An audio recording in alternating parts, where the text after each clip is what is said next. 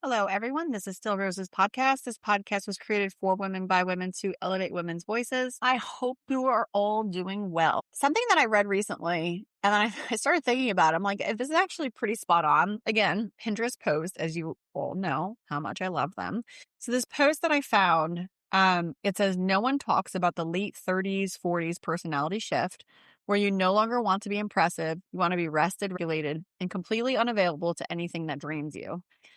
It's really interesting because I read that and I literally had a moment of, I suppose that is right. And I laugh because I think back, I can see these like blocks of my life, right? And I think we all do this, right? If you think back, if you're in your 40s now, you have a stretch, right? You have a stretch that you can think back on. I can't even imagine what it's going to be like when I'm in my 70s. Like that's going to be cool. But anyway, so 42, right? I reflect on my 20s, my early 20s, my late 20s, my 30s, like you kind of look at the different chunks, right? Now, I will admit that I have not always been a pleasant, nice, optimistic, upbeat person for a really long time. I would have classified myself as toxic, if I'm going to be perfectly honest. Toxic sister, toxic relationships, toxic friendships, codependent. Let me think. What else? Mean, gossipy, cliquey. This really sounds awful as I say it out loud, but the reality of it is this was my personality for a very long time. Now, I didn't see it, but I felt it for sure as I was being this human that this wasn't good. And it resulted in terrible things, to be perfectly honest with you. And it pushed me down paths that I wish I hadn't gone down, but I don't regret because every experience has made me who I am today. But I would have been toxic. I would have, if me now talked to me back then, I would have pointed out complete deficiencies in everything that I did. My communication skills were god awful. Let me think. I was judgmental.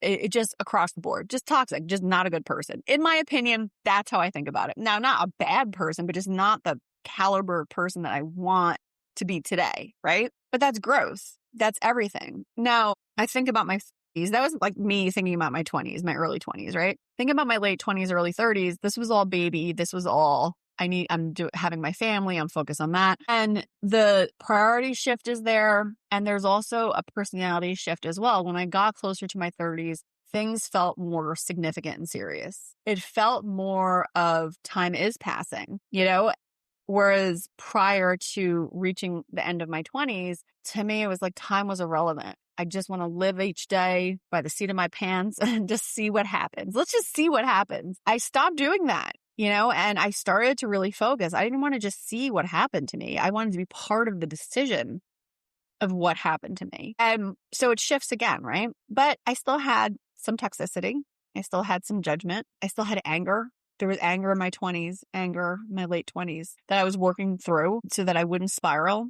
In my late 20s was when I first started to tap into manifestation and affirmations, which is why things shifted a little bit more. But I think that there's a natural shift there too, because in your brain, you know what? I should have looked it up before I even started this episode recording, but there's definitive moments, pivotal moments in your brain for growth, right? So I think that was happening at the same time. And I think about my 30s, right? It's weird to think of that whole decade because me as a human changed so significantly in my 30s with the start of having my kids. Your brain goes through a legitimate biological change after you have children. And once that change takes effect, it does not go away and you will never be that prior you again. I remember the moment that I realized pre-baby Jenny was gone. And it sounds very stupid, but while I was pregnant with my son, I used to always say, don't worry, in a few months, I'll be regular Jenny again. Regular Jenny that I was referring to was the single, no child, childless Jenny who could really just throw herself into anything. And, I didn't have to really think about anyone else. I very much still was living by the seat of my pants and just kind of going with the flow. And after I had my son, I had this moment. I was at home with him and I had this moment of, oh my God, there is no pre-Jenny anymore. Like that Jenny is all the way gone now. And now it's this Jenny. And it's a little bit sad to say it out loud because it's not sad to say it out loud. It's sad to have the realization of it because I didn't understand that shift was going to take place. I didn't know. Again, sounds stupid, but I didn't know. I did not know that there was going to be this major brain shift. I didn't know that. So after I had my son, all of a sudden I'm like, oh my God, pre-baby Jenny isn't here anymore. And now I have a child, Jenny. Oh my God, I have a life I have to take care of. Oh my God, I have to be responsible. I have to. I don't have a choice anymore. I cannot just live frivolously and just hope it all works out. I have to make definitive decisions to make sure it works out because now this life is in my hands. Holy crap, the fear, right?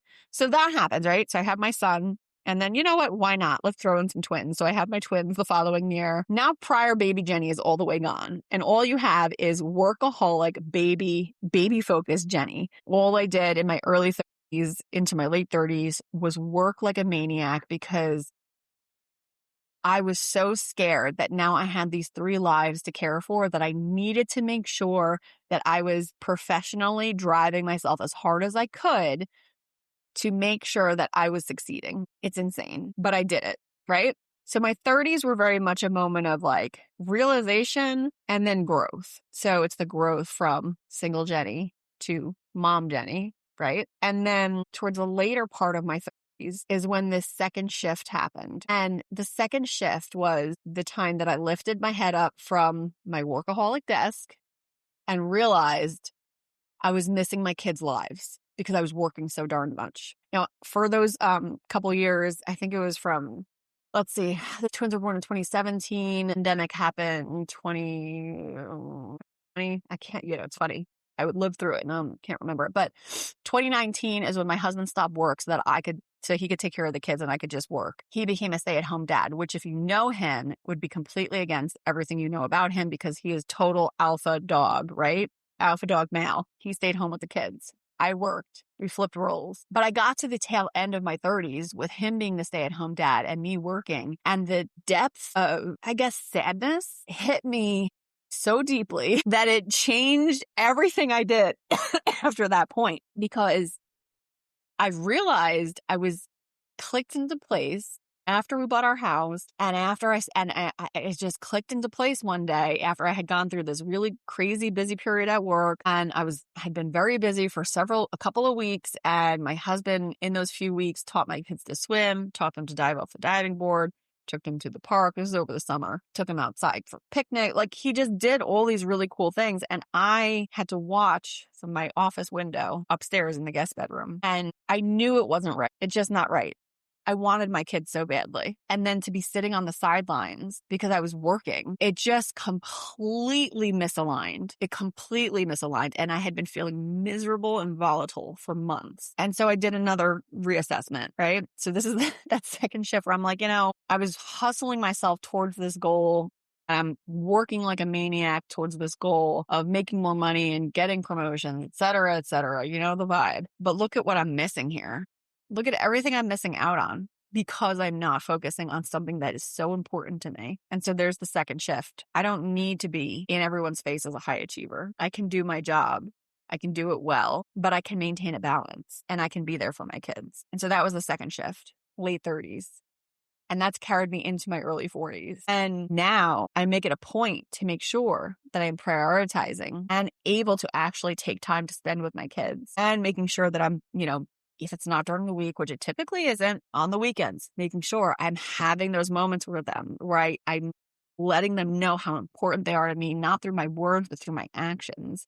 And it's this growth over time that has transformed me into this woman today who values her family deeply, love all 5 of my children, my stepkids and my biological kids, deeply love my little grandson. I have such a high regard and respect for my son-in-law.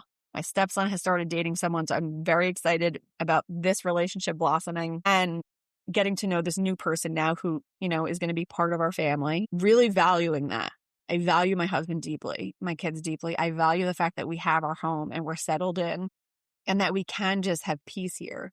And it's that taking a step back and really appreciating the things that are in front of you today. It is very easy, and I've talked about this quite a bit, but I will do it every day if I need to. It is very easy to look at your life and compare it to others via social media and feel like you're failing. And it is very easy to start coveting the things that other people have and saying, well, why don't I have that? My life doesn't look like that. My life is crappy in comparison. And I'm not above this at all.